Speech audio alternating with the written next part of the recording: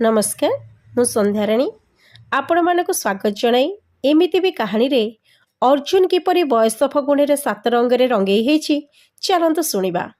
ता पूर्वरु आमर पूर्व अध्याय गुडी को सुनिबा पई ऊपर थिबा आई बटन को क्लिक करंतु। से दिन गोटे बड़ ऑपरेशन चली थाए 4 घंटार ऑपरेशन। रोगीटी जीवन मरण सहित संघर्ष करुथाए।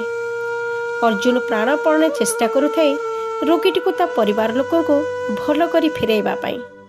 ऑपरेशन सरीछि ता कैबिन में बसी अर्जुन टिके आखि बंद करी थक्का मेंटाउ थाए कि नहीं जने किए मे आई कमिंग सर कही भीतर को आसवा पाई अनुमति मागिछि।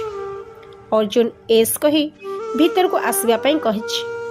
अर्जुन जेतेबेले आखि खोली किए बोली देखे किछि समय पाई आखि लाखी गला छेठी।